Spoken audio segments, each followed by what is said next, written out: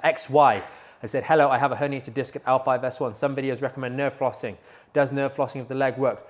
Do not floss the nerve. There is no need to floss the nerve. In order for nerve flossing to be effective, we have to understand how we actually do it. And in the process of exploring that, you start to understand why nerve flossing might feel good in the moment. Okay? So the nerve runs from essentially the base of our brain, okay, our brain stem, goes all the way down, the nerve fibers, if you will, goes down through the lumbar spine, comes out through these little nerves, and then it goes down the leg as the sciatic nerve. Our nerves don't really stretch too much, but they can come off tension, so to speak.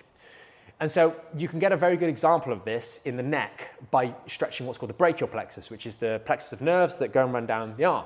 If we turn our neck to the side, turn all the way, and then cock our wrist, fully extend our elbow, if we get it just right and tilting, we can start to get a bit of shooting tingliness going down our arms as we put that nerve through its longest possible route. Well, you have to get to that point in order to floss the nerve. So what you have to do for the sciatic nerve is you need to create the longest possible position or distance from the base of the brain to the base of the spine. In order to do that, we have to slouch and round and tuck our chin to our chest. That elongates this pathway as much as possible, which tensions the nerve.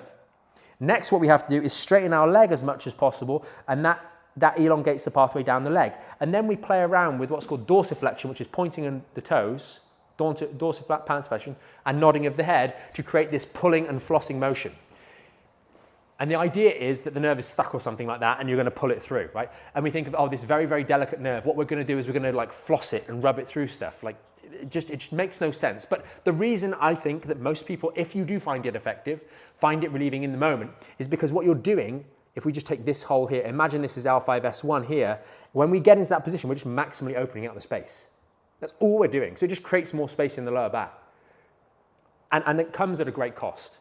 Because your disc is herniating backwards, irritating the roots of the sciatic nerve, like so, because you have squashed on the front and driven it back, and these fibers have become damaged and incompetent and unable to hold this nucleus in its rightful location.